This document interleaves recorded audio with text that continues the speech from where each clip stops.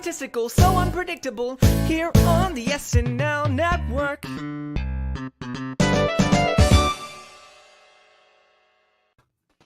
Yes, that's right. Hello, everybody, and welcome to the SNL Network's Monday Night Roundtable for the Selena Gomez and Post Malone episode of Saturday Night Live. Season 47, episode 20. We are here. We are in May, headed towards the end of the season, and we have had some very interesting shows this season. I'm so excited to talk about this one in particular because the people talking about Selena Gomez as a host, the reception seems to be all over the place. So I really want to break down, was this a good episode of Saturday Night Live? Which of the sketches did the audience enjoy? And what did our panelists think? So thank you to everybody who is live with us in the chat on this Monday night joining us. Cannot wait to hear your thoughts as well and get to hear from our three panelists we have on the show tonight. Joining us first, it is the great, the legendary TJ Randolph. TJ, how are you? I'm feeling blessed, black, and highly favored, John. I'm fresh off of a weekend of listening to the new Kendrick Lamar album and rewatching Russian Doll, preparing for Natasha Lyonne. So I'm feeling pretty good. I'm feeling really good. Yes, TJ. And let me be the first to say on the podcast, I believe since the last time you joined us, you have since graduated. So I just want to say a big congratulations to you, buddy. Yeah. Thank you very much. It was a long journey. College is expensive, but I'm yes. glad to get to the end of it. Yeah, well, very proud of you, my friend. So very happy for you. Thanks, buddy. Yeah, of course. And joining us as well, it's always a pleasure to talk to him all season long about SNL. One of the best analysts we have. It is Rich Tackenberg. Rich, how are you? Oh, I'm good. I feel like my love for TJ is so strong that it turned his lights red. That is the power of my love for TJ. Oh, yeah. Very fun and lively pre-show we had right before we started the podcast. So a lot of fun over here. We're going to have a lot of fun on the podcast as well. And I'm so excited to get to talk to her. She's one of the most fun people to follow in the SNL community and really anything to do with television. It is Jamie Burwood from TV Show Graphs. Jamie, how are you? I am doing great. I feel like it's been forever since I've talked to you all. It's great to be back. Just coming in from Boston today. And yeah, good to see you all. Yes, so great, Jamie, and I can't wait to get your thoughts on the season and your thoughts on this episode of Saturday Night Live. But let's get to it. Let's talk about the choice to book Selena Gomez. What did that mean? I mean, I have to say, there's been some hosts that have popped up this season that, not that I didn't necessarily know exactly who they were, but the names were a little bit unfamiliar in terms of, would I have ever thought they would have hosted SNL?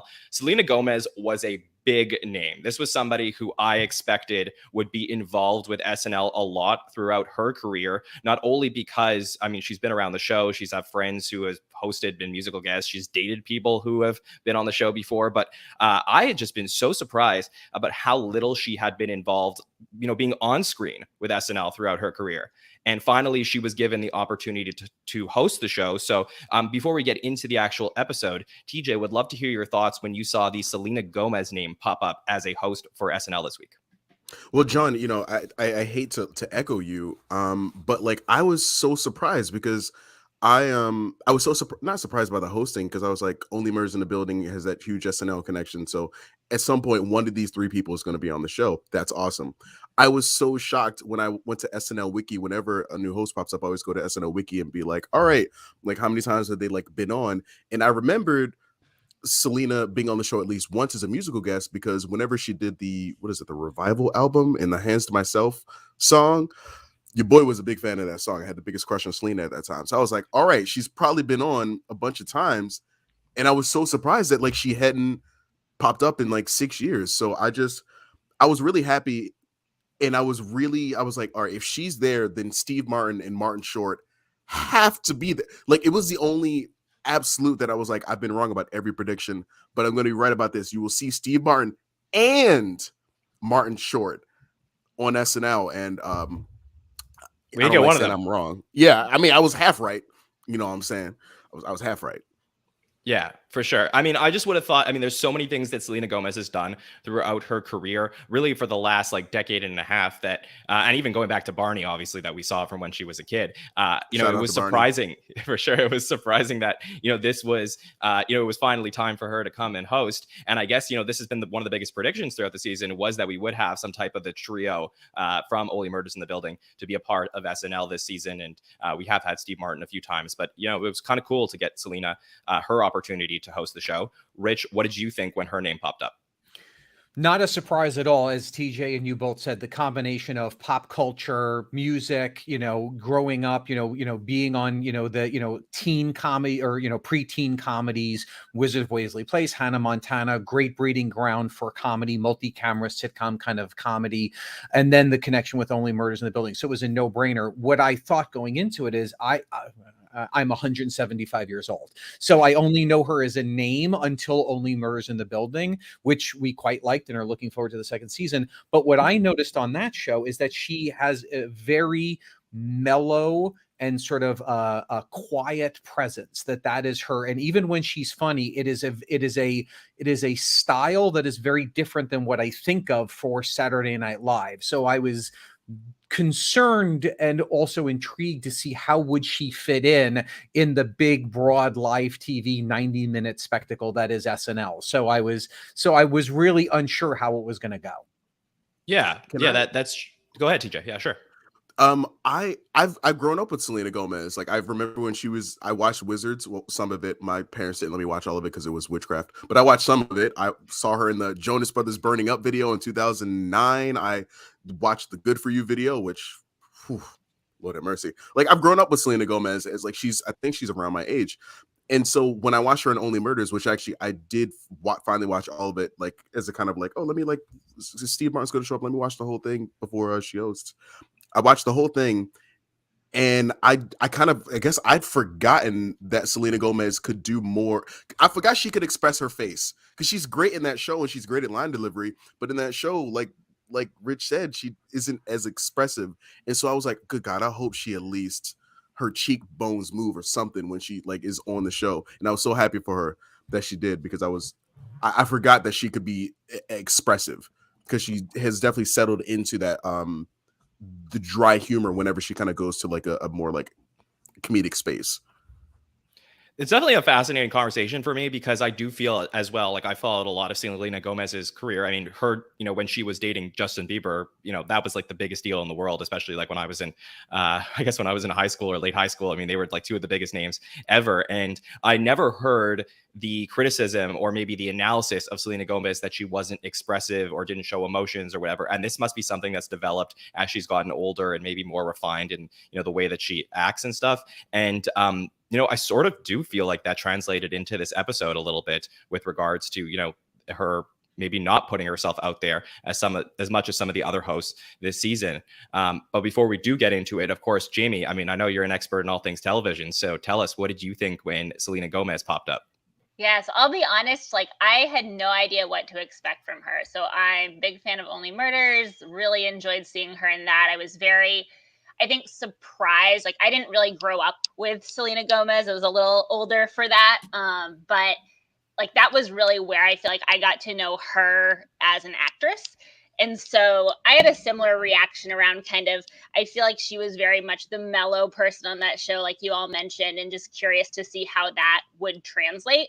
I was really impressed by her performance on the show. I feel like she does a great job kind of also playing off of other really funny people and then bringing her own kind of humor into it in a really unique way. So I was curious to see if some of that translated over.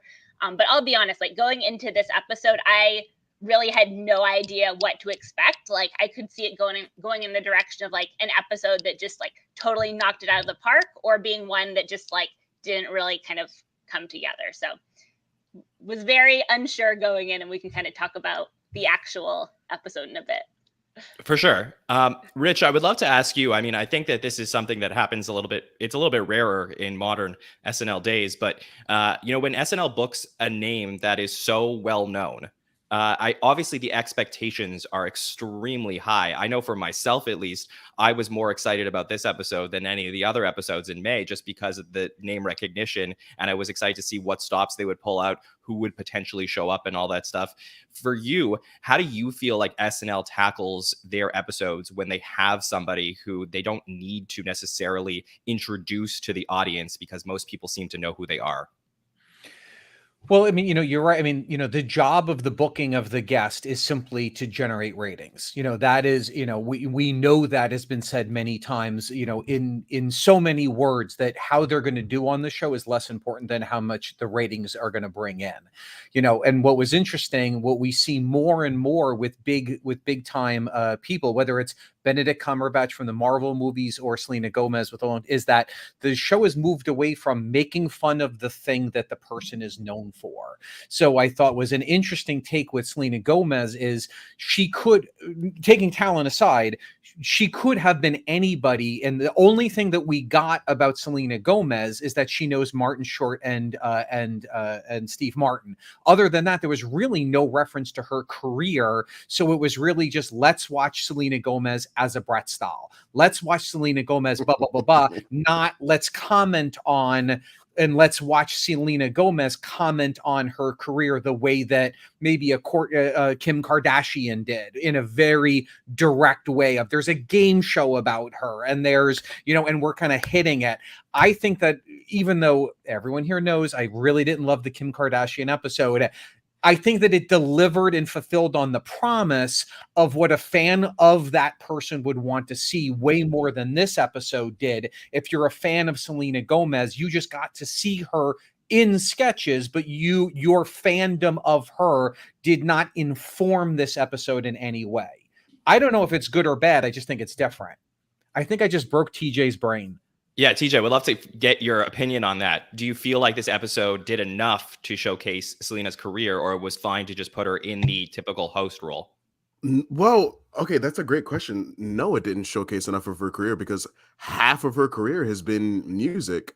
I mean, she started, as an actress, but she's an incredibly successful, no matter what you or anyone or Rebecca North feels about Selena Gomez's music, she's an incredibly successful talent. I like her music. Yeah, I like her music too. I really love it. I have the Revival album. I meant to put it behind me, but I didn't get a chance to do it before we set up. But is it weird to you, TJ, that she sang almost not Jake Gyllenhaal basically performed an opera on SNL, and Selena Gomez really wasn't even the loudest voice in the Bratz Doll theme song? She sang the Barney theme song, Rich. She sang the Barney theme song. She sang Bratz, and she did a rap feature on the song with Punky. Sort of, yeah. That's true. Yeah. I mean, it was to a beat. That's true. But I think of that as I feel like Selena did kind of I feel like Selena and Miley did inverses of each other, when one was focusing more on acting, the other focused more on music. When one focused more on music, the other one focused more on acting. And that's half of Selena's whole career. And even in her monologue, she referenced Steve and Marty, which is cool, but that's a good point. See, I just came in knowing, all right, I know Selena, so whatever she does, I'm gonna check it out. I didn't necessarily think of this wasn't an episode when Donald Glover hosted, when I'm oh, this is gonna be the world seeing Donald Glover and they're gonna see what he is. It was more just it felt more just promotion rather than a need for an elevation, like a Tiffany Haddish or Gerard Carmichael you might need or something. Not that anything was bad. It was more just, that's a really interesting take. Oh, I hadn't thought about that. All right, Jamie, do you want to get in on this conversation at all? I think you covered it. No, I'm good. I came away similarly feeling I mean, maybe it's because I don't really know her much outside of the show, but I don't feel like I necessarily got to know her better, but also maybe I'm not the target audience for that, because I didn't come into it as a Selena super fan. So that's just me. The question is, does that also become a problem when the person isn't a stand-up? Okay. I see what you're saying. Yeah, it's easier for us to get to know stand-ups, Bill Burr, Amy Schumer, whatever, but no, that's not true, because Oscar Isaacs, we got to know him really well. Well, I do think the show has done a very good job. Like, one of the things I would say about the season is they've done a very good job, especially in the monologues, and all credit to Mike DiCenzo and Jake Nordwin, who really have taken over that role, writing those monologues this season. They've done a really great job of introducing us to the hosts, letting us know their careers, getting some behind the scenes stuff. I'm just always curious when you talk about the themes of the episode, what we're really taking away and what we're going to remember from the Selena Gomez episode. I don't know that I'm going to specifically go back and think of these sketches as Selena Gomez sketches, which is something that I expect when I see a name popped up that's so popular, like Rich was talking about with the Kim Kardashian episode. I mean, it's a different level, different, type of host, but that's what I thought was going to happen. And I didn't get that. Now, I don't know if that's a good or a bad thing, but I didn't get that. So, I mean, again, love to explore these sketches. And let's start with the cold open. Let's get into what we saw this week. And, as I had mentioned on the Hot Take Show, Selena Gomez was actually supposed to be in this cold open. From my understanding, in dress, she was in the 80 Bryant role. So they actually took her out of this one, and it was really a standalone cold open. And what we got to see is them, go very topical and talk about the Johnny Depp and Amber Heard trial. And we got to see different members of the court. We got to see, obviously, I love Judge Cecily coming in with her commentary. And, it was a lot of fun. And they kept going back to this video, which was taking place on a different stage where different members of the people who work at Johnny Depp's house kept finding the boo-boo in the bed. So, TJ, let's start with you. What did you think of the cold open that we saw? Well, I never thought I'd hear John say finding the boo-boo a day in my life, but here with the SNL Network, here we are. Like boo-boo in here. Oh, Jesus Christ, I forgot about the soundboard. Well, honestly, I'm a little upset that like Kyle's Johnny Depp was like, I've watched a lot of those like videos of like the trial, and like Kyle got all the mannerisms of like the lean in, the little chuckle, the annoying little, actually no, Johnny Depp's smirk isn't annoying, but when Kyle does it, I hate that it's so like, it gets the emotion out that like I get when I like watch those clips of the trial. Also, did anyone else wonder where Keenan got the guitar at the end of the cold open? Yes, I thought the same thing. I wonder, that's the only was question that something that was cut that was still sitting there? Yeah. Yeah. I really, John, do you know like where that guitar came from? I don't know. I mean, between the guitar, Aristotle got cut from this. Selena got cut. Why you got to tell me that, John?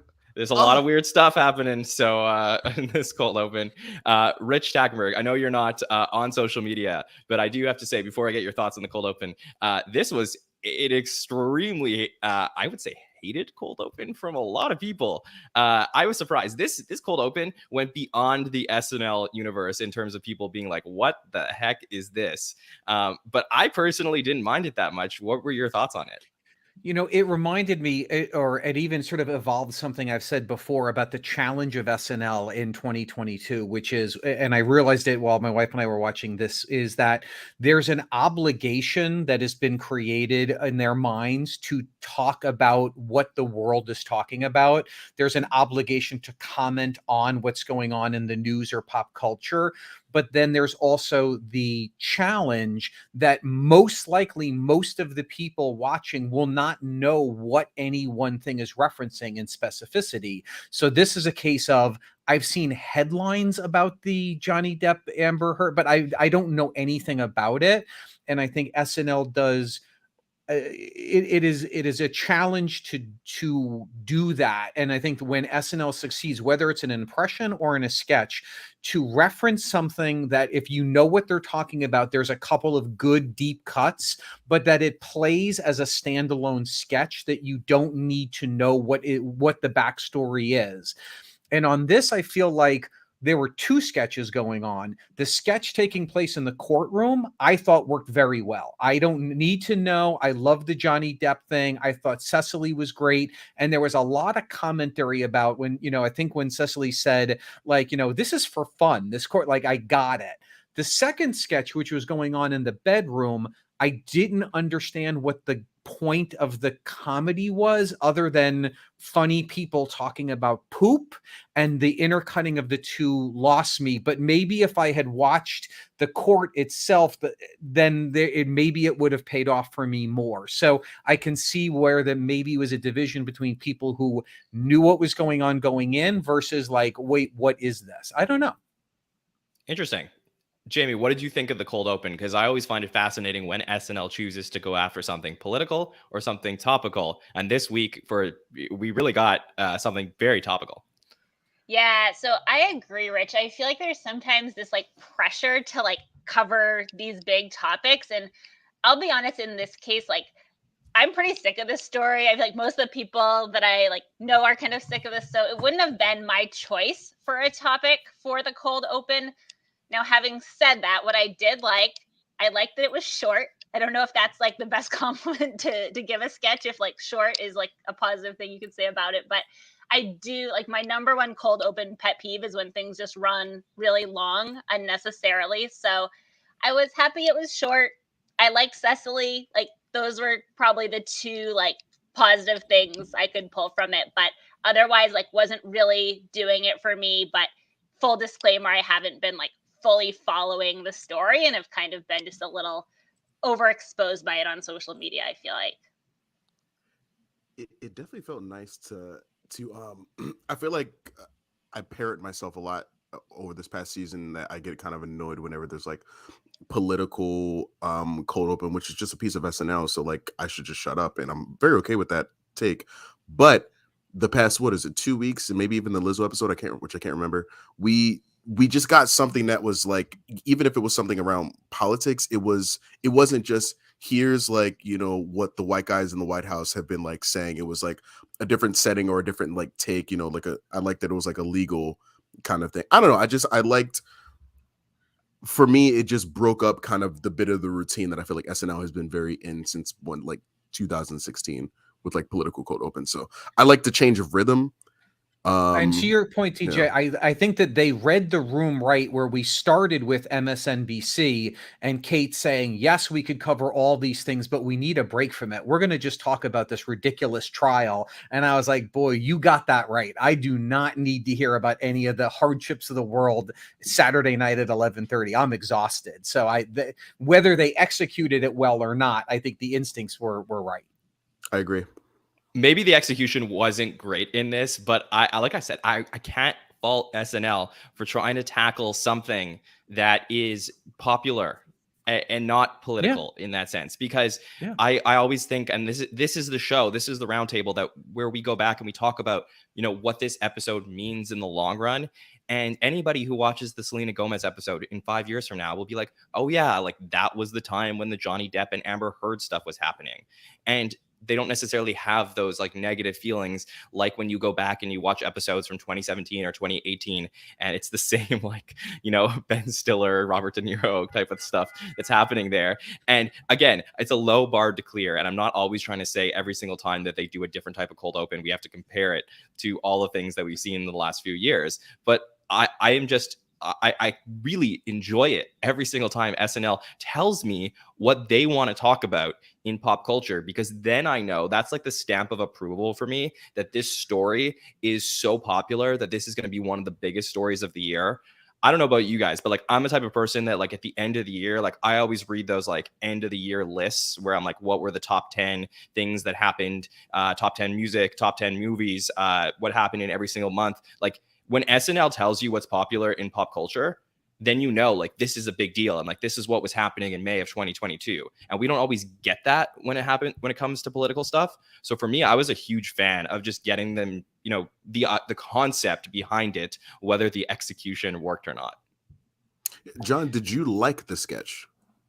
I did. Honestly, I thought it was fine. Like, I sort of don't really get the hate. Like, maybe it's kind of dumb, but like, that's what I want to watch on SNL sometimes. Is like, I want to see some dumb stuff. And like, yeah, for me, like, it was kind of funny to like see everybody come out like on a roll call to see like what their reaction was going to be to what was happening in the bed. Like, it totally, like, I guess they can only have like one reaction of emotion, which was like kind of like disgust. But like the whole idea of like who's going to be the one to have to clean it up, and then like not knowing which cast member was going to come in next and what their role was, like this was fun for me because everybody like I felt like had a part to play in this, and it was just like some stupid fun. And again, like I sort of feel like this is the type of sketch that I can show to my friends and not even I don't feel bad about it. Like I'm okay with the shame about showing them the poop cold open, because for me it's fun.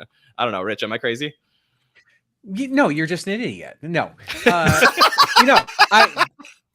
I think that, yeah, I mean, I think that the poop sketch, if the poop sketch was the poop sketch, set up, Amber Heard pooped in the bed, here's the sketch, Keenan and Ego, just, play it out, I would have liked it more. The intercutting, my brain as an audience member always goes to, what is the joke? What is the point? What is SNL trying to say? And I knew what it was in the courtroom, and that we kept sort of at cross purposes in the poop sketch, which was just dumb fun, and I got lost. And so I think that they did not do themselves any help by trying to intercut the two. Here's the line. I'm going to play this from Cecily Strong during the cold open. This is what gave me the emotions that I felt about it when she said this. This trial is for fun. Mm-hmm. That's how I felt. I'm like, this cold open is for fun. And like, I can't complain about that. In episode 20 of the season, I cannot complain about that. Okay, let's talk about the sketches from the episode. TJ, please let us know the sketch that you want to make sure that we talk about. Can I change my, like what I told you, the sketch I wanted to talk about? As long as you don't take any of the other ones from the people. I don't think can I talk about intuition? Sure, let's do that. Yeah, no problem. Okay. So I'm always a fan of a nice beat and Punky getting some respect put on her name. So I was very I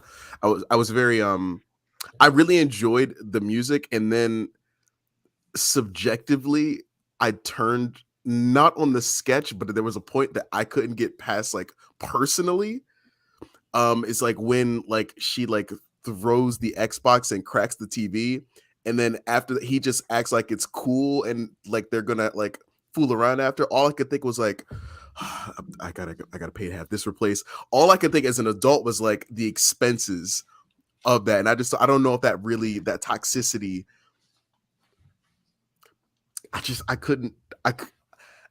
It hurt me personally, even though I enjoyed it, and like I like how quickly she agrees with it. So it's very funny, but like I kept like getting to like if that had that been me and she threw my Xbox out, like. Well, TJ, do you have any personal experience with anything like this? Hell no. I wish somebody would. No, all I could think was like, you're out the door. Like get out. Like even the idea makes me emotional. Ooh.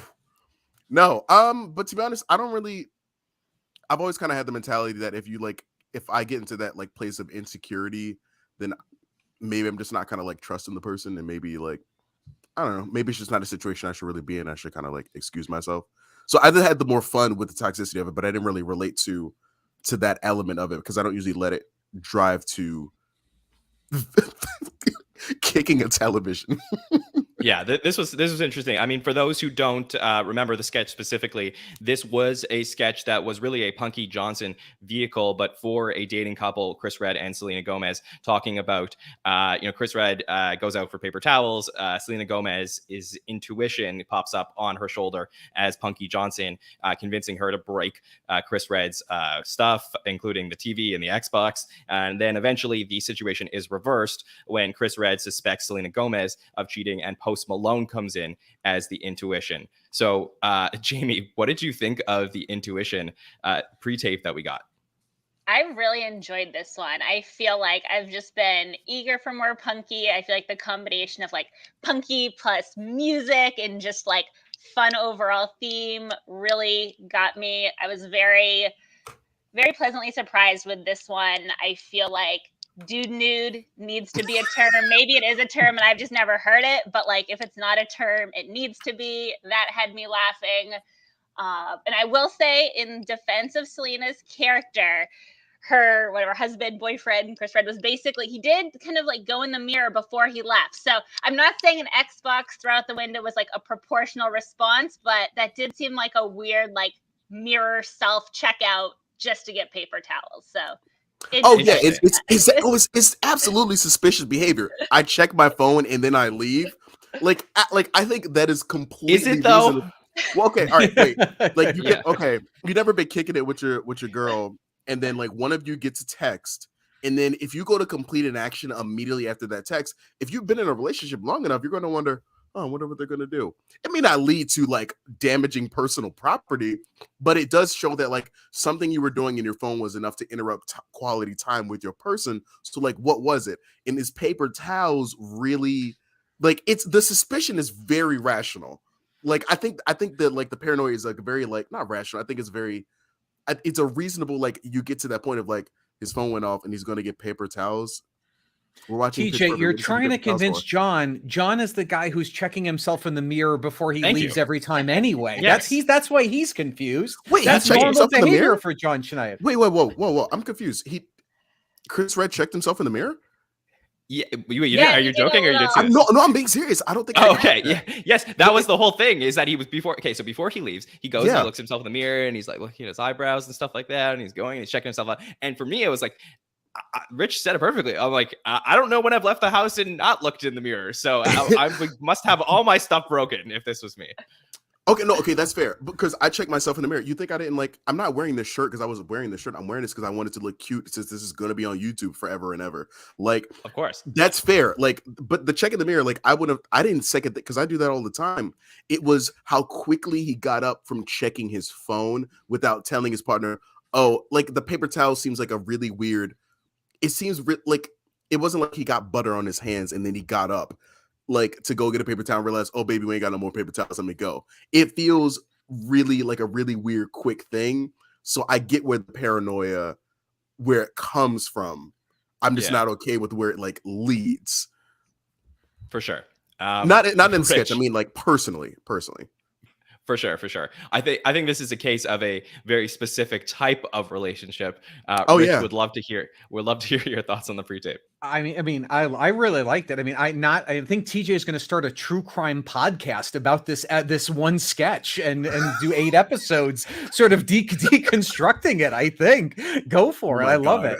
Yeah. No, I really liked it. I mean, I will say first off, I think Selena Gomez's energy played better in pre-tapes than in live sketches. I think she could be more nuanced and she could be more subtle. And I think that she had lines in this that actually hit for me as jokes, where in the live sketches, I think that she got overshadowed by better live performers. I thought Punky was really good. And I love this idea. And I think I can relate not to, oh my God, is my significant other cheating on me, but just that idea of something seems a little strange. And in my head, I am going to turn it into a thing, and so I that is a universal I thought was really relatable. I liked the twist. I thought it was fast. I thought they were good together. So yeah, I thought this was a real win for me too. I love this from Selena. I'm sorry. It's just I've dated so many basketball players and celebrities. Yeah, I just thought that so great. That was really good. When she calls him like she calls him little something. My little man, little Johnny. My little Johnny. Like yes. I didn't pull that one for obvious reasons. Yeah.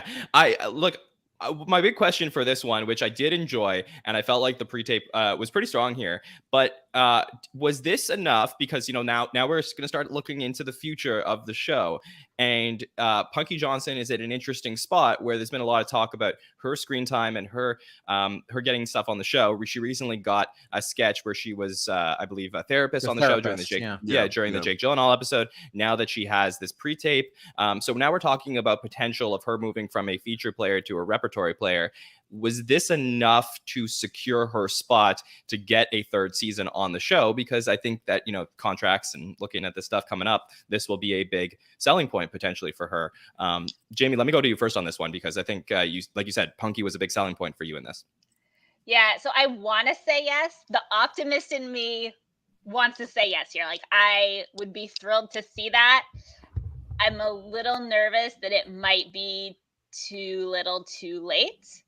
But very curious what other people say on this. Like, I'm hoping for a yes, I'll say. Okay, Rich, what do you think? I think yes, because I think that the two sketches were different enough that she showed versatility. She didn't just win with two sketches where she did basically the same thing. I think that she showed some range in the two that sort of resonated. Not that they were completely different, but they were different enough that I think that shows that you could plug Punky into more than they've been plugging her into, which is, I think, really critical at this point in where she's at on the show. Okay, TJ?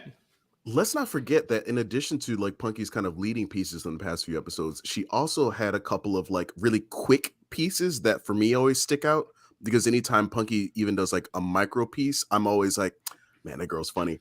The piece in the monologue where she basically had, besides Pete Davidson, the most swagger of anyone on the show when she's trying to like hit on Selena. I'm like, besides Pete, like Punky, I think has the best swag of all the cast members. And then in the Chloe Feinberg bit, which is just like a two sentence bit from last week in the last episode, but I still am thinking about that is like so funny, and it's a great like little punch. So the optimist in me, plus the fact that Lauren, what did he say, John, at the beginning of the season? He had a message for the cast: stay as long as you like. I'm remembering that message has been in my head through this entire season. And from the Emmys, yeah. And it's been the one reason I haven't, I hope to God Aristotle doesn't get cut, and the reason I think Punky is pretty solid, especially with this last few episodes. I think she's fine, honestly. She's fantastic. I think that generally applies to repertory players, not necessarily to featured players. I think that they still always like to, shuffle around the new blood from the cast. So I think that, again, we'll talk about this more, but it is an interesting conversation because the assumption is at least JJ and Sarah will remain feature players. Generally, that's a 2-year process for those types of things. But to me, like, they're absolutely shoo-ins to stay. Will be interesting to talk. I mean, obviously, Andrew Dismukes, I think, is a no-brainer to move forward. So will be interesting to talk about Punky. Really great showcase for her this week. Okay, Rich, which sketch would you like to talk about? So here's my lead up to why I picked the sketch, because it wasn't the funniest sketch of the night. I feel like the cast and writers have to be exhausted, and we're rounding third. We've got one more. We've done 20. We're almost done with the season, and I feel like in general that they were struggling with the things that they had to do. And when we moved into the sillier and the weirder and the not typical, here's the parody of the courtroom about what we're all watching about Johnny Depp, and here's and we're hitting the very standard beats. That's when I felt like the show really picked up for me, and I felt like it started at Weekend Update with some really fun features, and then it went into the Three Daughters sketch. And I say that because the sketch starts. It's Mikey Day. It's generally, as soon as I see medieval times, I'm out. I'm already like, I'm not going to like the sketch. And so the premise is Mikey Day has slayed a dragon. And so he gets to choose between 3 daughters from the king, Kenan. And as he's saying it, I'm doubly out because I know 2 of the daughters are going to be normal and 1 of the daughters is going to be weird. So I am so out on this sketch. And then out of freaking nowhere, Mikey Day's character says, I know what's going to happen. 2 are going to be normal and 1's going to be weird. I'm like, what? You made this sketch for us. This is not for my mom and dad. This is not for the casuals. This is for John, TJ, Jamie, and me. This is our sketch. This is a sketch about sketches. And while it didn't fully pay off at the end, I loved every second of this because they played with a sketch of sketches. And I just thought this was so much fun. You hit the nail on the head. I mean, this was totally made for us, but the deconstruction of this was really fascinating for me to talk through because I sort of felt like the payoff at the end of the sketch took away from exactly what you were saying, Rich, which is, actually Kate is the weird one. And when it could have been nobody is weird and Mikey is just so frustrated trying to figure out this problem that he cannot solve. And I felt like the audience should have been, feeling the feeling the emotions of Mikey as the sketch came to a close, as opposed to being let in on the secret. So here's where I'm gonna respectfully at the end of the day, it is a sketch. And so to me, while I don't think the ending was like a big laugh, it was the poetic justice to, yes, you were right, Mikey. You are in a sketch where the third one is the weird one. You're going to choose the third one and she's going to be weird. I don't know how else you could have ended it where it would have felt satisfying, even if it was just bubbles out of a butt. It did feel like it was the karmic conclusion to the existential crisis that the sketch character Mikey Day is in. Did you karmic? What is this philosophy? Karmic? That's what we do on the roundtable, TJ. We get philosophical. You know why I leaned into it? I was watching TJ's face as I was saying that, and I knew I had to lean in hard. I had to lean in hard. I have a reactive face. I can't help it. That you do. TJ, before we get to you, let me go to Jamie on this. So, Jamie, what did you think about the Three Daughters sketch?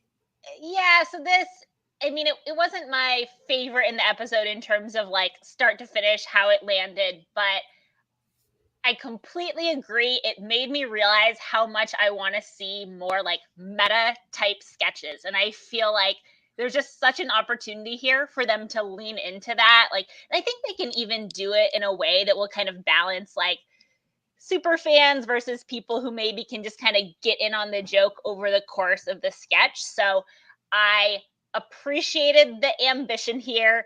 I agree that like it didn't maybe fully land. I'm not necessarily team like bubbles out of the butt. I kind of with you, John, that like did not really. Who is team bubbles out of your butt? I mean, it's a good question. Oh, are we all not? Is that? Hey, man. That's just a rich thing. Some people are really open out there. You never know. I mean, no judgment. I mean, I'm team bubble butt, but like there bubbles. You I mean, that's a whole different thing. I'm team if something's coming out of a butt, bubbles is the best case scenario. I would guess so. I was gonna say TJ. Yeah. TJ, what did you think of this one? Well, I like Rich's take on like if I see medieval times, I'm out. I'm almost that same way unless you are like green and you have a talking donkey. Like unless it's Shrek, medieval times, I'm like, all right, let's get out of here. But I don't necessarily know if I could add more than like Rich's like take, because except for the idea that to me this was just another case that's kind of been a narrative for the past few weeks on the show, which is the idea that like Mikey Day has been like consistently putting forth like good performances, or like I mean I feel like he's a great straight man, you know, even if it's kind of like similar beats. I just to me that was the thing that stuck out the most, on top of me agreeing with pretty much everything Rich had said. Yeah, and like I think TJ's nailed it. Sorry. I mean, that's for God's sakes. Well, I think the key to this, honestly, why it probably works more than it doesn't, is because it's Mikey Day. Because like, and again, like when Rich talked about this was made for us, we're the ones who have watched a million Mikey Day sketches. So the fact that it's him in this role is what made this so fascinating to me. And from my understanding, I don't think he wrote it. So I think this was Billy Domino and Allison Gates. And I don't know what his contribution was to this. So I would have to imagine that in the preparation for this was brought to him as almost a meta commentary on Mikey Day and the sketches that he writes for the show. So I think that's what's really fun about something like this, even though I don't feel like they fully went to the extent that I wanted. And to clarify, for those who didn't listen to the Hot Take Show, I mean, we agreed. We would have loved for Mikey to basically end the sketch, break the fourth wall, and go to Lauren and be like, how come you didn't give me a weird person in this? Like, we wanted that style. Okay. I like that. I'm not mad at that. Yeah. All right. Yeah, and I'm with you. That's where I felt like it was sort of it. lacking. So that, yeah, I mean, that was the other direction that we could have gone with something like this. But it's interesting. I do want to say something a little bit fun. There was a fun moment that I thought would be fun for the roundtable. At one point, Mikey Day goes, Ego, Kate, Selena, would love to hear you guys laugh, just to hear which laugh is the good laugh. And I just thought these laughs were so ridiculous. that would be from Ego. Then we got Selena's. And then we got Kate's. hey, which was kind Sounds of like a guy hailing a cab. hey. Hey. Yeah, that was when they were having the most fun with those laughs. So I thought that was a little fun moment in there. The Kate one so kind of sounded like the Jimmy Fallon intro when he walks out right as he does his monologue. The hey. So Hey. Yeah. Hey. Okay. Jamie, which sketch would you like to talk about? Yeah, so since TJ changed it up, if it's okay, I'll go back to my original old enough. Of course. That's cool. Yes. All right. No problem. So I love this sketch. I'm very excited to rave about it for a bit. For me, this was just fun. It was just one of the more relatable sketches I feel like that I've seen in the last multiple episodes. I feel like it passed the test of like wanting to share it with a bunch of people. Like I am all about the very like just kind of take a very relatable concept, put a creative spin on it, and I feel like the execution was great. There were some great jokes, some great one-liners in it to take it home. The Sephoria thing was great to me, like the play on Euphoria, that was awesome. I love this, and I will also say that anybody who sends a husband or a boyfriend to Sephora is just cruel. Like I would not send myself or a friend. Like that is just setting someone up for failure. No offense, but just saying.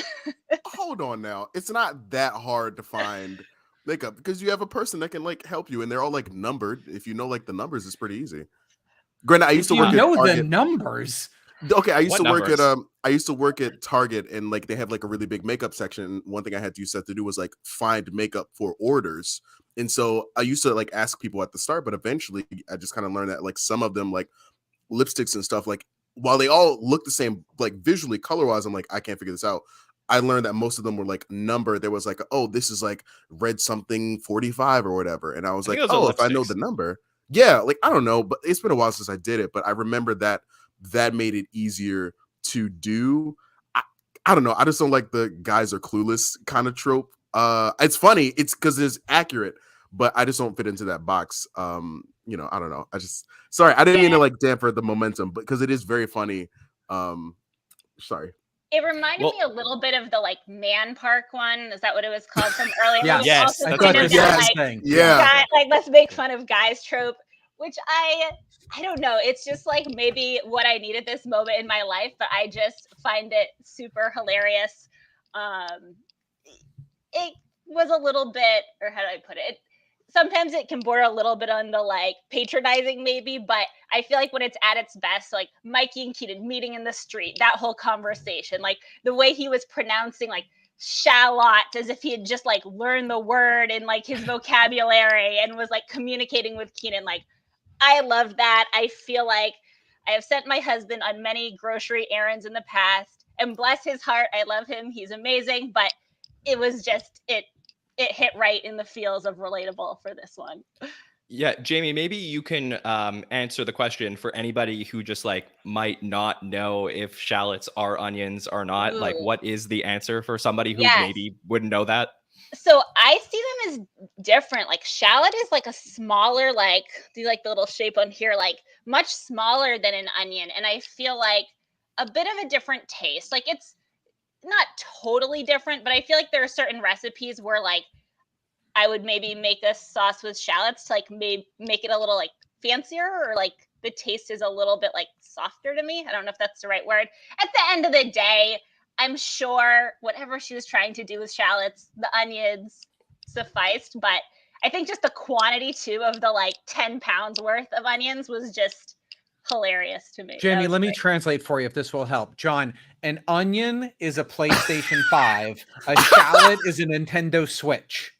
That's okay. Well, that is not accurate at all. Speaking as the one on the panel who most likely cooks the most. Sorry, just that triggered me. While I was watching that sketch, all I could think is like, I understand how somebody could confuse a shallot and an onion visually. I get it. But for me, as somebody who like cooks a lot, like if anyone like follows my Instagram, I cook a lot. So for me, I was like to me, I understood her frustration of like the onion versus the shallot, because like there are similarities in the two of them. I like cooking with shallots. It's a lot of fun, but even I don't understand the full difference like biologically about them, but I understand the difference. Like when I'm cooking, I'm gonna get something maybe a little like not fancier when I make shallots, like when I like use them. That was what I was kind of thinking, and so it didn't catch me until she holds up the onions. Like, oh wait, he didn't grab shallots at all. It's a whole bag of onions. It's a bag of onions. It's a whole bag of onions, Which I've done, by the way. Yeah. I've gotten the bag of onions. And I love that the camera showed the shallots beforehand, right? Like before Yes. it went to the bag Yes. of onions. The Yes. shallots were right there. Right there. So Yes. close. Yes. Yeah. And so like I know that I could all I kept this is terrible. Maybe I've just been single too long. All I kept thinking was like it's not that hard to like get groceries right. Like it's all I could think was like he's making so many mistakes right now. This is Well, you haven't bought the wrong thing though before, so you haven't had that. Have you had that experience of coming home with the wrong thing? Because that's not a come home to who? To me? Like who am I get mad at the mirror? Like I'm not like but yeah. So let me just say, TJ, like when the grocery thing for me has been resolved, because what I do when I go to the grocery store and I have to buy something that I don't know, I just get on FaceTime and I'm just like, is this the thing that you're asking for? Because then I can't screw it up. Like it's like, hey, you told me this was the thing to buy.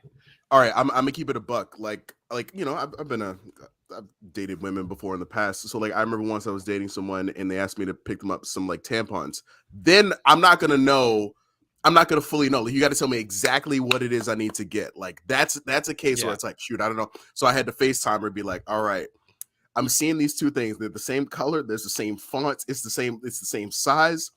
But I think there's a difference because one of them is $5 more than the other. I need you to tell me, and this is like I need you to tell me what I need to get. And I'm in that store for an extra 8 minutes. And if it was food, easy, done. Like I know it like hands down, but you asked me to pick up that and I'm like I'm a handle for you. Sure, no problem. I'll take care of it.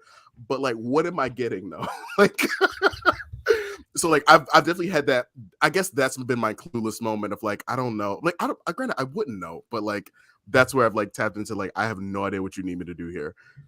Yeah. Rich, when I first started dating my girlfriend, she told me we went to Sephora a few times, and it was very overwhelming, and had to take a seat at certain points. But eventually, she told me this was one of the first rules that I learned of being in a long-term relationship. She said it's very attractive if you understand makeup, and I was like, okay. I'm like, so I took the time. I learned a little bit about what was going on, and I feel like I'm better for it. So I feel like 34-year-old Mikey Day, He's only 34. needs to learn a little bit at this point, because if it's ever going to work out between them, that has to happen. What did you think of this sketch, Rich?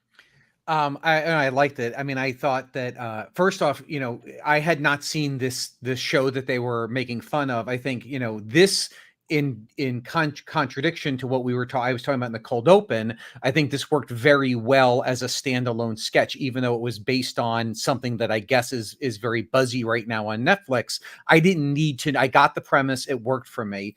I'm not as cool as TJ, so I very much related to the clueless guy part. By the way, thank you for booking me on the first episode of Shallot Talk. That was it was an amazing episode that we just did. I am a chef, so I'm a cook, so I know what the shallots are, but I very much related to Keenan when he said, I bought a cream that cost $80, because that to me is the moisturizing and deep moisturizing and exfoliating and all I know is there's a cream that cost $80. I really, and so the idea of crying in Sephora definitely worked for me. I think it actually could have been a little bit shorter. I think it actually, in rewatching it, I was, it doesn't move as fast as I thought it could have moved, but overall I thought this was a really fun take, and I am so embarrassed to admit how much I have related to the Mikey Day character, especially when in the middle of his tasks, they said, and he stopped to buy a ham and was a thing like an egg McMuffin, even though he just ate an hour ago. Oh, I think my wife laughed a little too hard at that. That really was perfect. Yeah, it's fun stuff. Oh, that was so funny. I also loved this part. Don't get distracted by Ana de Armas, Matt. when he's walking down the street. That was so funny. And I think that we were trying to figure out about the voiceovers. So I think what we determined is that Tesha Conrad does some of the voiceovers here and Cecily does some of the other ones. So I think it's about the first part when it's introducing the show, I believe is Tesha Conrad, and then Cecily, I believe, cuts in at some point. So that was a debate over the last couple of days trying to figure out who did the voiceovers, because that was a major part of the sketch, was just the voiceover work that was done here was really, really brilliant. TJ, I know you commented a lot on your personal anecdotes, but anything else about the sketch that you want to make sure we discussed? Yeah, okay, like one very tiny specific detail. Why was the bag, like I was watching this with a homegirl of mine, and she pointed this out to me and I can't not see it. Why was the bag for the Sephora so big when he got like just that little, I don't know what they call it, like the little square pack, is it pallet? Is that what it is? But that little thing, like his bag was so huge. I know this is like a very tiny detail. No one is thinking about this, but all I could see now was like his bag is so ridiculously large for this one tiny product. Well, we don't know what else he bought. We do. She says it at the end of the sketch. She says, yes, that's true. He bought a pallet or whatever for African-American women in a bag of onions. And so I don't know. For some reason, this was one of my favorite ones of the night. This was one I originally wanted to talk about because this got the biggest chuckle out of me. This was definitely my favorite of the night. And I love the button at the end when she's like, she's like, Matt, do you want to have sex right now? And he's like, it's light out. So that drove me crazy. Like I didn't relate to this guy at all. Like, and I just don't like when video games are associated with laziness, because I'm like, I do a lot of productive stuff and I love video games, but I get it. Like I do get that type of dude totally exists, like completely. Yes, for sure. Day virgins. Okay. Let's talk. Really, John? No, we're gonna let him get away with this. No one else is gonna say anything. TJ, that's what you're here for. An audio terrorist. Okay, let's talk about the sketch that I would like to talk about, and less of a sketch, more of a part of a sketch, which was Sarah Sherman on Weekend Update, because I was just so unbelievably impressed with her. I just feel like we talk about loving meta stuff. Love the fact that they cut to her in the audience. We don't usually get this in the middle of the show. Some references. We talked a little bit about Kevin Nealon doing this during the Dennis Miller era of Weekend Update.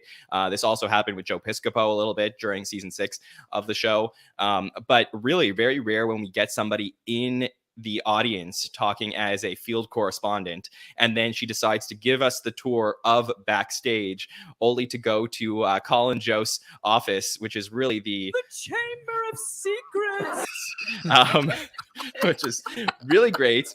And so many moments in this one, the Easter eggs that were involved, where you walk into the office and you get to see there's, from the pictures on the wall of, presidential impressions to cue cards that I guess have been framed at a certain point. And I know a lot of this was set up for the segment itself, but it really just is I'm already like bought into what's happening and so excited to see what's going to happen next, especially because they're doing it live.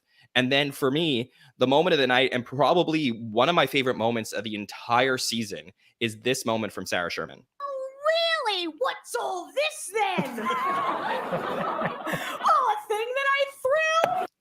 And she just tosses this photo of what we believe is Sarah Sherman's head on a bodybuilder or a nude bodybuilder, whatever it is. And the live moment, the magical moment of her just losing the picture, and this first year cast member who is just joined the biggest institution of comedy that there is, to lose her prop on live TV and recover so amazingly, to me was so impressive, and just solidified that Sarah Sherman is going to be a huge name on this show for years to come. So I was just unbelievably impressed with everything she gave, let alone the fact that the rapport between her and Colin was super fun in this sketch. So for me, just 10 out of 10 this moment on the show. Rich, can I start with you on this one? What do you think of it? Yeah, I mean, a lot of what you said, what I like about this is the third time we've seen this sort of this Sarah Sherman segment per se. And what I liked is, a million people have heard this, but in comedy and improv, one of the big rules or adages is if this is true, what else is true? And I feel like you don't see that with a lot of the Weekend Update features. A lot of times it's, hey, Drunk Uncle is working, so we're just going to do Drunk Uncle exactly as Drunk Uncle for 75 times. And then the way we say, if this is true, what else is true is Drunker Uncle. Okay, great. What I liked about this is the Sarah Sherman, she did the piece once at the desk, which was great. The second one was also really fun, but it was repetitive. And now we said, if this is true, what if Sarah Sherman is wandering around and going to his office, kept the DNA of what worked, but gave us a whole new area where it wasn't a Mad Libs, let's fill in the jokes with what is the news report going to say. So overall, I liked it. And then, yes, the spontaneous moment reminds us why we're not watching a 90-minute pre-taped episode that was edited 3 weeks ago. It was a truly wonderful moment. And the joy on Colin Jost's face at her screwing up was priceless. So amazing. Jamie, how did you feel about seeing Sarah Sherman in this segment? Yeah, so this is also definitely one of my top highlights of the episode. I think just the energy with Sarah is what always stands out to me. Like, I just feel like there was no one that tops her from my perspective in terms of like commitment and energy that she brings every moment that she's out there. I also loved, I don't know if I was the only one that did this, but I totally paused my screen to read some of the little like Post-it notes. Yeah. So, like, in addition to the ones that they said that were hilarious, I loved that there was one that said like, I will be in a Marvel movie someday or something to that effect. That's which great. was just Yeah. hilarious.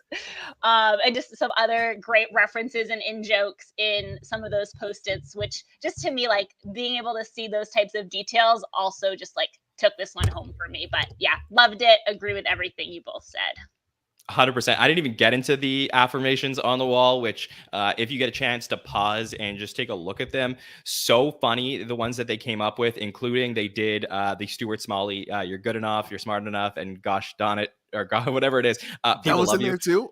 Yeah, Yeah, that was on there. So that was so amazing that they just did like so many fun things with this. I loved every minute of it. TJ, what do you think? I mean, honestly, like the long-term boyfriend thing was my favorite sketch of the night, but this was the funniest and the best sketch of the night. I really think. I mean, like Rich already kind of touched on it, like kind of just like the escalation. Like it made me want to go back and watch the other two Sarah like Sherman like pieces because I wanted to see like just like whenever this becomes a compilation, the journey of this I think is going to be really fun to watch. But even just these three pieces, getting to see like the level up, because she would have still killed it if she just sat at the desk. But the idea of having her move around, I felt like just kind of like worked like even better. And I get like, just like this is the perfect place to say this. I turn into such a dork whenever I see like, I'm like, oh my God, there's the back of the camera guy. Like just like, when we see more like things, and I'm like, actually the one detail I did focus on, and I think John touched on this, which is that as we're going in the back, I'm pretty much sure we saw the corner of like the page desk that's usually there. So I'm like, there's no way Colin Jost's Colin Jost's office is like right like outside of like Probably a not. pages like I'm gonna assume, and the office was so small, so I'm like, there's no way they would do that to Colin Jost. And so I just I wonder how long Ben Silva had been sitting. The writer, I wonder how long he'd been in the cage. I mean, that was just so funny. Also, my last detail I loved, because like Rich and Jamie, you guys kind of said all the things that are really great about the sketch. I'm just kind of commenting on things I really liked. So I really liked. I'm gonna use from now on.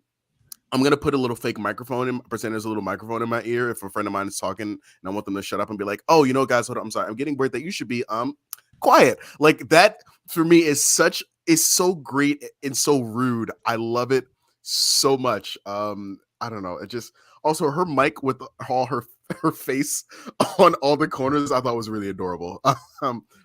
This one made me smile from ear to ear. Just like made me giggle so much. I had a great time with it. For sure. And one of the questions we had coming out of this piece was, should Sarah Sherman become a future Weekend Update anchor? obviously very well connected to Colin and the segment. So TJ, I mean, you're making a face. So is that a no from you? Darn this face of mine. No, You're so reactive. no, because I think it does the same thing that happened to Cecily back in 2013. Which, by the way, hot take, Cecily is actually my favorite Weekend Update anchor. But like, very hot. You've heard me say she got the rawest of raw deals. Cecily was great. No, she didn't. What I heard, and John, you might know better than me because this is the right place. The authorities are here. Cecily stopped doing it after a year because she just wanted to be in sketches more. Like apparently it was just like too much of a workload or whatever. So fair enough. I think with Sarah is so dynamic and so weird. And as much as I love Cecily Strong and she's my absolute favorite cast member, Sarah Sherman is so much even more of a niche and such a more specific voice. Like where Cecily Strong, you know, kind of speaks to more like powerful women and Broadway. Like Sarah Sherman is effing weird, man. She's just so effing weird. And so I think if you put that in the desk, like if you combine that with like Che, it'd be something interesting. I mean, it'd be really fun, but I don't know for her if it would like, if the job of being the head writer, like her being an update anchor, she'd be fantastic at it. But if her having to also be head writer, I wonder for her that would just be if that would stifle creativity for her a little bit because she's so like whatever she crafts is so like. I don't know if that's like a prerequisite of being an update anchor is that she has to be a head writer. No, I don't think so. I think that she could. I mean, look, the question that I want to know is should she be on the update desk? So I do get what you're. Okay, that's fair. No. Jamie, what do you think? I'm going to agree. Oh, sorry. Go ahead, Jamie. So I am a yes, but like I would love to see her on the update desk, but I wouldn't want it to be in lieu of her being in sketches, which I feel like would be a tricky balance to strike in terms of like allowing her to still shine. Because I feel like as much as we have seen her grow and like come into her own over the last year, I feel like there's still a ways to go, right? Like, I feel like she still has a whole lot more to show us, especially in her own voice. Like, I'd love to see the balance of like her doing things that are very much in her like very weird offbeat type of comedy and also doing things that are a little bit more like mainstream. So like seeing that balance evolve. But I mean, I would like to see it. I'll be honest. I love her. So I feel like it could be a good fit if she had the right co-anchor. But with the caveat about I wouldn't want it to be just the desk. Fair enough. Rich, what do you think? You know, based on what we've seen on SNL this season, I am going to say, based on what I've seen, no, at least not yet, because I really like her in every sketch, and hopefully we'll talk about one more, but she plays at 10. She is a high energy performer, which I love. Even as the straight person in the Brat Doll sketch, she still plays that with an energy that I think would be very tiresome at the Weekend Update desk, where you're sitting. 90% of that job is just telling jokes, just joke. And I have yet to see, and maybe for those of us who know her, I don't know her prior work. Maybe she absolutely has this gear, but I have not seen quiet, centered Sarah just delivering straight. And until we see that, I would say I think she's a great feature. I don't think she'd be a good anchor. Yeah, I think for me, I could sort of see her in an Amy Poehler style role where, you know, she's with somebody who is like the Seth Meyers, who is the head writer and takes that, you know, traditional update role. And you have somebody like her who can appear in sketches and also on the update desk. I think that would be kind of where I could envision this. But we did ask our social media audience today, and we compiled those numbers to ask, would you want to see Sarah Sherman as a future Weekend Update anchor? And we have our answer here. 62.28% said yes, and 37.72% said no. So about almost 2/3 of the audience feels like they would like to see her in this role in the future. Will be very interesting to see what she does as she moves forward, because clearly she's going to be around for years to come. Okay, TJ, is there anything else from the episode that you want to make sure we talk about, whether it's a sketch or a moment of the night?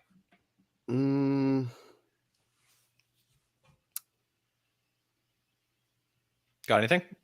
Yeah, just how weird there's this, I don't remember what the name of the sketch is, but it's the one that like Rebecca predicted on Hollywood Dish. Help me a little bit. The one about the penis in the show. And the Oh, understudies. Yeah. Okay. That one. Sure. Yeah. So like in the sketch, I feel like the Irish play. Yeah, the Irish play. Thank you. Okay, because I knew it wasn't related to what the actual thing was. I think the thing I liked about this is it still worked, even though there's a full minute of setup where like the setup isn't even like it's literally Keenan just talking to you like, hey, there's gonna be a penis in the show. All the understudies have had 30 minutes.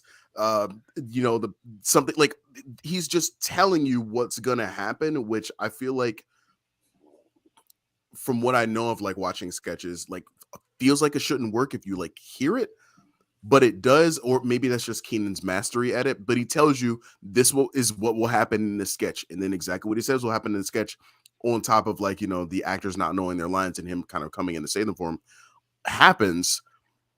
And it, when I'm describing it, it feels like so literal and droll, but the way that it plays out because Keenan and Cecily know exactly what they're doing, and Bowen. I don't just because of the players and the actors, like they know what they're doing, and I feel like they helped carry something that I don't know if it could have been performed as well if it wasn't done by these great performers. So for me, I feel like it was like definitely like done exceptionally well from a performance standpoint. Not that the writing was bad, because it wasn't. It was very funny, but it was just it was an odd concept that I thought was executed very well. Yeah, I think I was higher on this one than a lot of people were.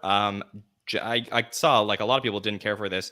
Rich, would love to get your thoughts on the Irish play sketch if you have any. I'm probably more on the TJ side. I think good performance. I as the viewer, I didn't know what the point of the sketch was. It felt like I don't even know where it just started. Was it with the penis? Was it with everyone has COVID, so it's all? But it just felt like everything was thrown into this. So I kind of like I didn't as an audience member, I kind of couldn't get my bearings for like what's the point of the sketch. Is that old saying, it's a hat on a penis on a hat, or at least that's what this felt like. Yeah, I've heard that saying, it's the classic comedy thing. It's a hat on a penis on a hat, which was so it was a lot for me of like, is it supposed to be that everyone so I didn't quite know where it was going. I didn't know what the point was, but I think ultimately what won me over was, okay, this is just this just went to banana time without it being earned. And check it off your bingo board. So it was, I don't think that they earned it, but once I sort of went, okay, this is just what it is, then the performances did absolutely made me laugh. Right. Jamie, what did you think?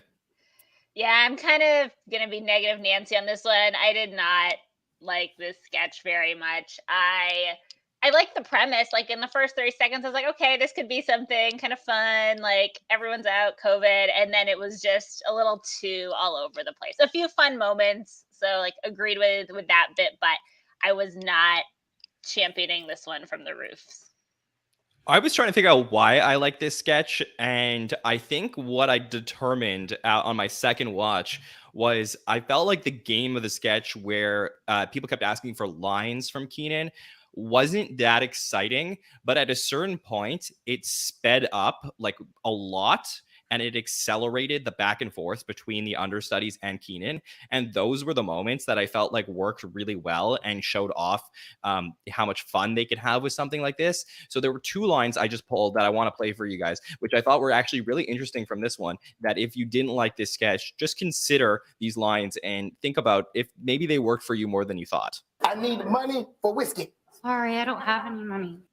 So I felt like that line between where Keenan is saying that the line is I need money for whiskey, and Selena playing very dumb is like, I don't have any money. I felt like there was something there. And then to me, the line of this sketch was this line. Wash your mouth. It's watch. Oh, I'm sorry. Wash your watch.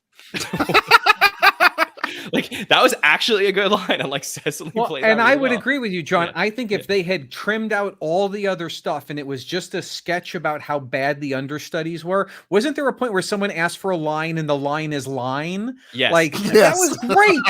If it was just that, I would have been with you. I would have been with Keenan's character emotionally into that crazy stuff, and I would have had a lot more fun. I think that less would have been more here. 100%.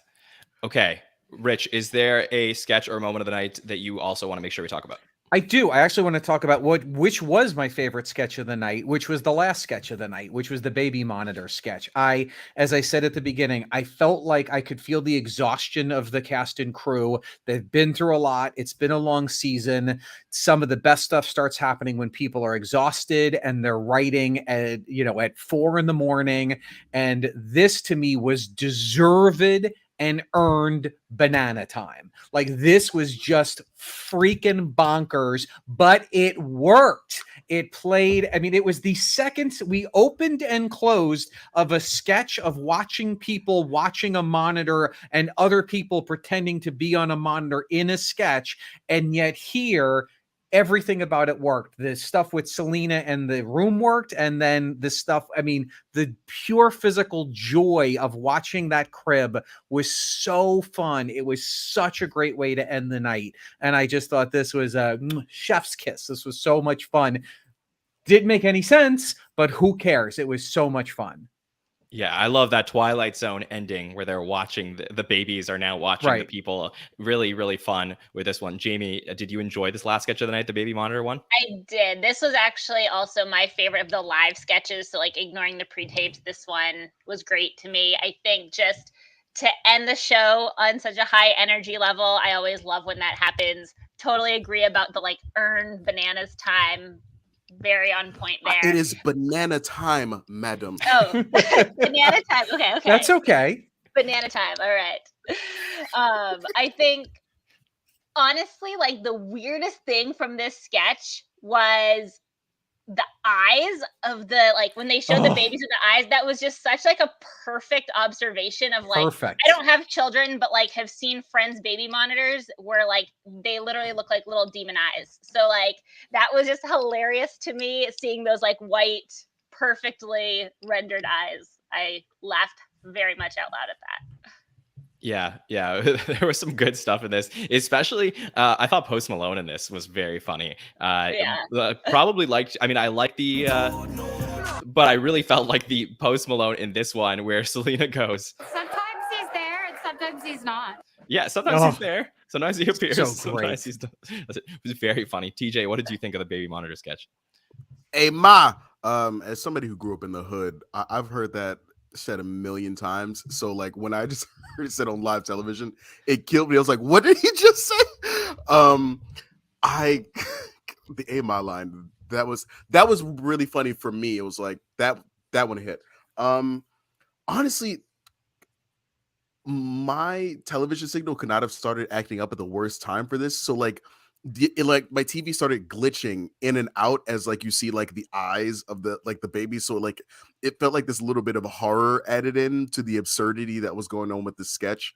But when I watched it a second time and I finally got to see what it actually was, I hadn't seen the ragdoll thing. I hadn't seen them doing backflips. So I was like, what the hell is this? Those were stunt doubles, by the way, though. It wasn't I wondered that because I was like, I think Sarah could do a backflip. I don't know if Bowen could.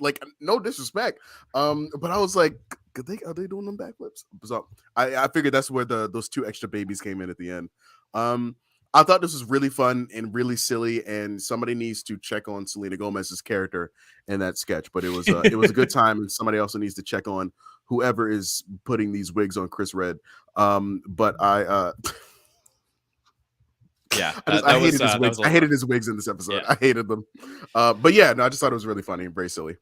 Very fun, 10-1. Jamie, anything else from the episode you want to make sure that we talk about? Yeah, the only other thing I would say is from the Pico sketch, just Melissa in general. I feel like for me, this sketch, it wasn't perfect. I feel like it was lacking in jokes, which can be a problem. But what I liked is I felt like Selena and Melissa had a great chemistry. And it felt like kind of a world that I actually wanted to see them explore with maybe a little bit more substance in the sketch or a little bit more jokes in the actual sketch. So I just wanted to call out, I enjoyed the chemistry and just how they both felt kind of in the zone in that sketch. Yeah, I agree. I think that the concept here had something, and I know this is something that Melissa has been trying to get on for a long time, trying to find the right host for this. So I felt like there was something here. I don't know if it went to its fullest extent. Rich, anything from the Pikapiko sketch?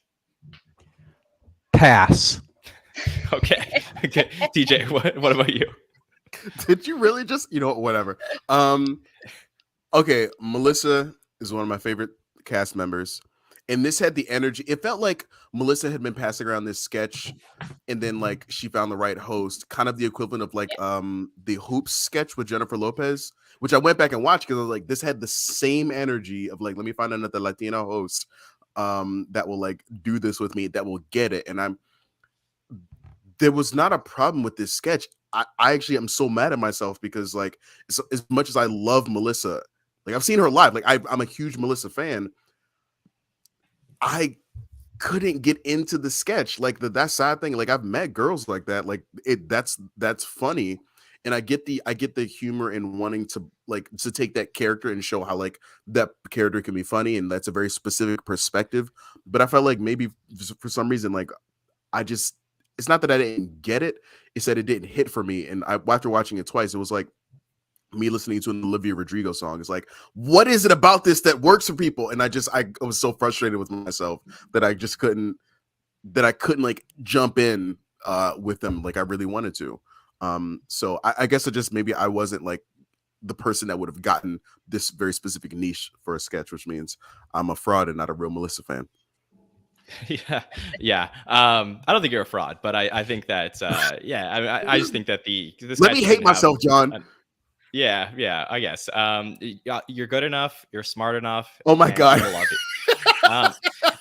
So I will just say the only other thing from the episode I just want to make sure we talk about. I mean, I don't think that this was particularly amazing. Very fun to see Steve Martin for the third time this season. We haven't had a season of SNL where Steve Martin has appeared in 3 separate episodes since season 3 of the show, where he hosted 3 times. So this is going back a very long time, but really fun to see him pop up, even though it was only for a little thing. And the pre-tape for me was pretty good, but Adie Bryant did make me laugh a couple times with her shrieks. I didn't even know that could come out of her mouth. So the fact that she was able to do that was pretty impressive. So for me, this was good to average, but I did enjoy getting to see Steve Martin. Obviously, a very fun. It does feel a little bit like home when you watch Steve Martin on SNL in some senses. Anybody on the panel wanted to comment on that Steve Martin appearance at all? John, I have way too many rules about cameos. I could write a small novel about my rules of cameos. And one of my rules is a cameo in a pre-tape does not get the energy of a cameo in a live sketch. So you don't benefit from the, oh my God. And so I think this hurt. And we didn't even see him doing a sketch with Selena Gomez because they were not in the same. So I think that this had to just work as a sketch that happened to have the unbelievably funny Steve Martin. For me, it didn't work. I tired of the premise very quickly. Yeah, that's fair.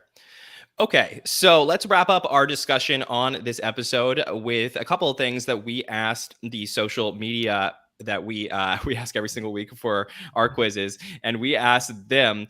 We said, "Would you like to see Selena Gomez come back as a host again?" So overall, now that we discussed the episode, we talked about Selena as a host. Panel, just give me a quick answer, yes or no. Would you like to see Selena come back as a host? TJ, no. Okay. Any quick reason why?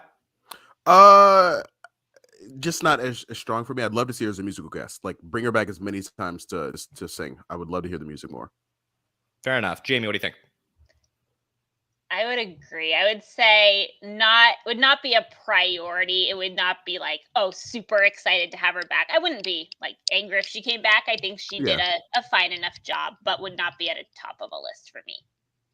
Okay, Rich?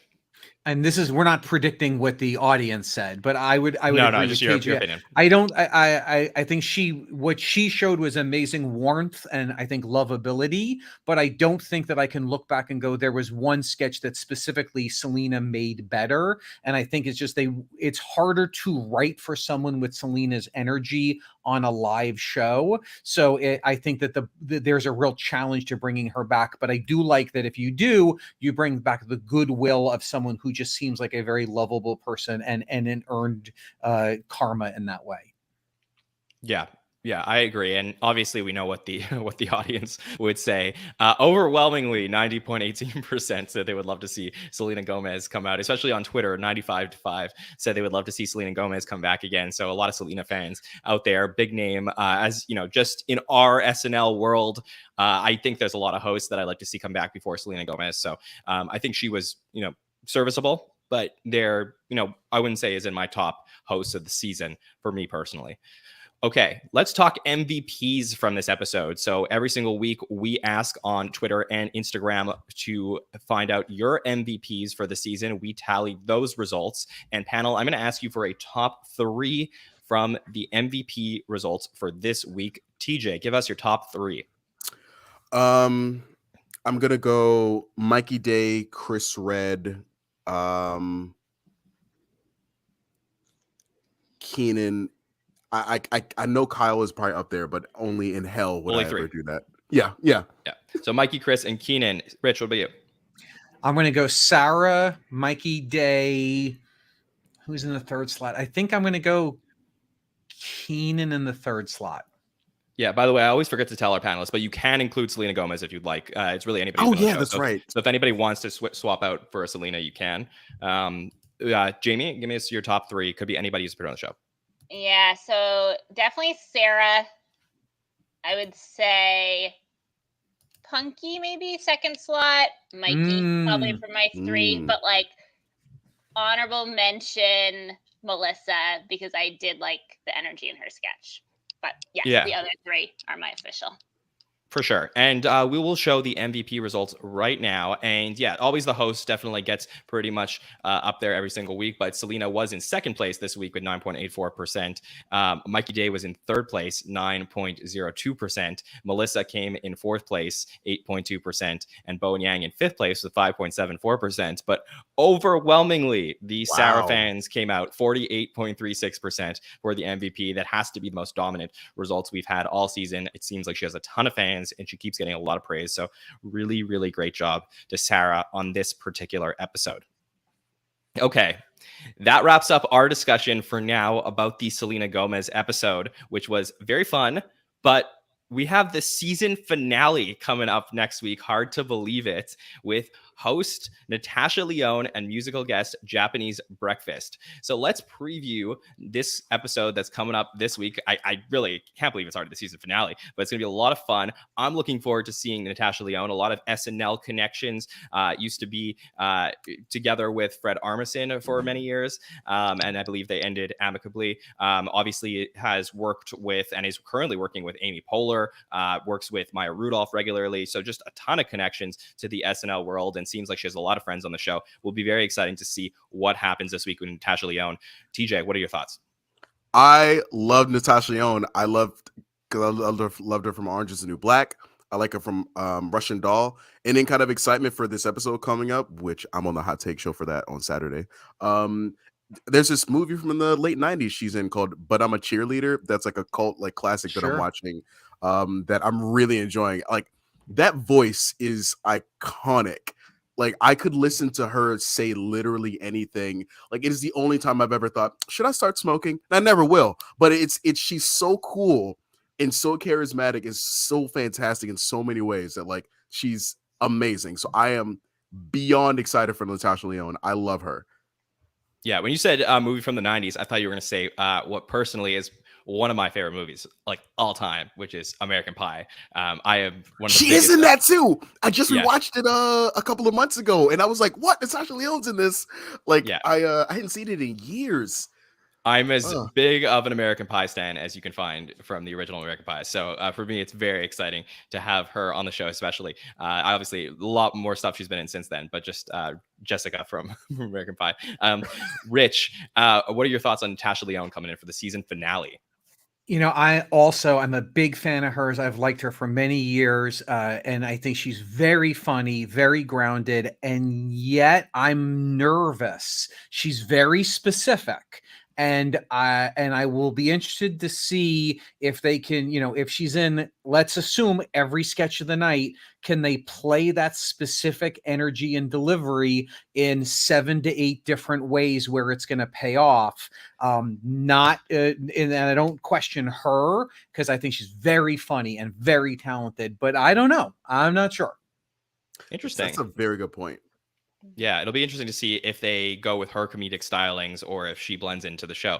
That'll be an interesting thing to think about. Jamie, what are your thoughts on Natasha Lyonne coming in for the season finale? Yeah, I have high hopes. So I love her. So I am 90s millennial. This is right up my alley. So agree with all the kind of 90s kind of movies that I feel like cemented herself in at the time. And then like what she's done in the last, 4 or 5 years has just been awesome. So I love her. I think she's really versatile. Like things I've seen her in, I feel like she is comedically versatile. I think there's a lot she can bring. I think it will depend on material, as it always does, and kind of what direction that all goes. But I have high hopes, and I hope that those expectations are delivered on. So cautiously optimistic on this one. Yeah, for sure. And one of the things that we did today on social media was we wanted to know, what are the things you are most looking forward to in the season finale, or what are you hoping to see? And I'll bring up those results because I think they're fun to talk about. These are the results. In no particular order, but these are the things that were most requested.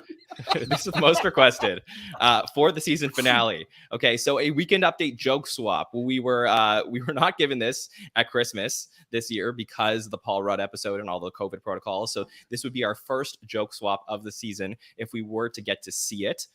Cast departures. I mean, this is something that SNL has kind of gone away from in recent years. Boo!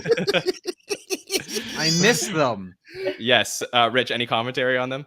It's like you graduate. It's like graduating. You want the big graduation ceremony. You want the send-off. You want the closure of, I have been with you since you were a featured player and you were on the bubble, and now you're leaving a huge star, and I hate it. Hate it, hate it, hate it. I don't need a press release in July that I'm going to read 2 weeks later because I don't follow Twitter that someone decided that they got a pilot pickup from NBC for a show that no one's going to watch and leave me my passion every Saturday night in my home. Boo! Hit the plosives really hard, huh? Yeah, you saved the good stuff 90 minutes into the show. You touch a nerve, John. You touch a nerve. Yeah, we'll be lucky if we get that press release in July and not October. All right, we'll see what happens if we get any goodbye sketches. We did get a goodbye sketch from Beck Bennett last season, only to not even realize at the time. But we did have that right at the end. Aristotle screen time. Yes. Of course, this is something we're hoping to see in every episode of the show. But this could be the swan song. It could not be. Hopefully, we'd get some screen time from him. So there's a little bit of a boost going into the summer.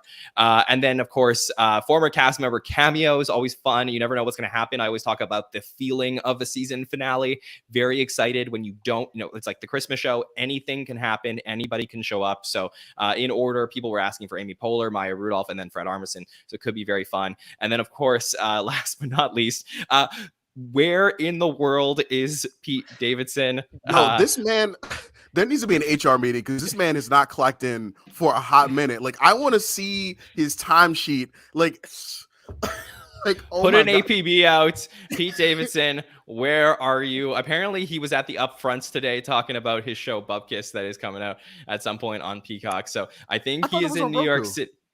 No, it's Peacock. It's Peacock. There's a Roku show that Pete has as well, but I think he's voicing something. Yeah. So apparently he was there today talking, having some fun. So I think he's in New York City. Maybe we get him, maybe we get Kim. Who knows? But this could be, again, the swan song for Pete Davidson potentially on the show. So it'll be interesting to watch all these storylines going into the season finale. And of course, we will be talking about that all throughout the week as we preview our season finale coming right up. And let's start by, talking about how wonderful of a time I had on the roundtable tonight. If you're just joining us for the end of the show, make sure to check out the entire discussion we had tonight with TJ, Jamie, and Rich. It was really fun to break that down, as well as our hot take show with Kalina and Andrew Dick on Saturday night. We will have our patron feedback show on Wednesday. We have 2 patrons coming in, 2 new patrons who are joining us, David and Michael, on the show. We're going to get to hear their thoughts on season 47 and answer your questions. That'll be Wednesday evening. On Thursday, it is the season finale of Hollywood Dish, where Nicole and Rebecca and Amanda Mitchell will all get together to talk about their expectations for Natasha Lyonne and everything that is happening in pop culture. Maybe the boo-boo will come up. Who knows? Next Saturday, May 21st, it is the season finale of season 47, and we will be live right after the Natasha Lyonne and Japanese Breakfast episode to have some late night eats, talk about the show, talk about the season as a whole, break down everything from this episode. Of course, TJ will be joining us, and we will have a really, really fun panel that night. Anthony Conway and Nicole Rovine will join us as well on Saturday night. Of course, we will be back afterwards for our roundtable and other fun shows to wrap up the season. Okay, TJ, thank you for joining us tonight. Where can the listeners reach out to you and check out everything you are doing? Well, I have a podcast, a 15-minute podcast called Rabbit Trail. Doing a lot of podcasting this week. We just dropped an episode where we just chatted about air fryers, and my co-host fight me to try to convince me on like the usefulness of them, and I'm not okay with that because I'm very pretentious, and I just think they're basically the easy bake oven, but for adults. We have some recent topics. We've talked about pasta, Sonic the Hedgehog, and coming up, we're going to be talking about the worst Marvel movies. We're going to be talking about rejection, but it's a little 15-20-minute podcast. You can hop in, hop out, just to hear like quick thoughts on like a topic. You can find us on Facebook, Instagram, and Twitter at We Are Rabbit Trail. That's RABID, Rabbit Trail. You can also find me. I post a lot about cooking, honestly. Or you can find me on Instagram and TikTok. Yes, in shallots. Yes. I post a lot about cooking and just, have fun. You can find me at King Compliment on Instagram and TikTok. Great. TJ, we will see you on Saturday night. And Rich Tackenberg, such a pleasure to have you on the roundtables all season. This won't be the last you're hearing from Rich. We will get you on the postseason roundtable to wrap up the entire season in a couple weeks. But for now, where can the listeners hear from you?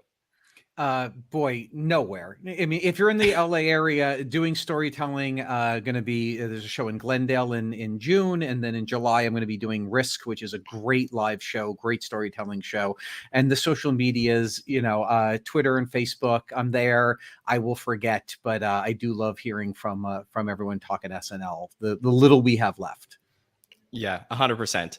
And Jamie, so great to get to hear from you. One of my favorite follows, really, all the work that you do on TV show Graphs is so amazing. So everybody make sure to follow Jamie, and please tell the listeners which social media platforms they could find you on.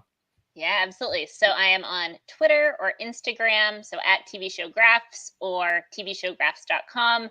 So I've been doing a lot of various graphs lately. I've been doing some looking at Breaking Bad and Better Call Saul, 2 of my all-time favorite shows, doing some stuff looking at Nielsen genre data based on the decade. So lots of cool stuff. Also always open to suggestions. So if there's cool TV data that you're curious to take a closer look at, feel free to send a message my way. And yeah, thanks for having me on, John.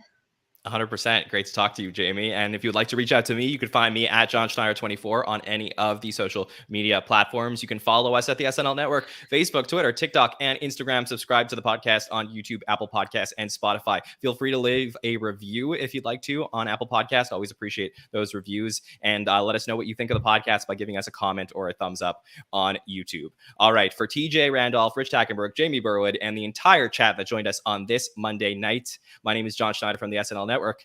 Have a good one, everybody.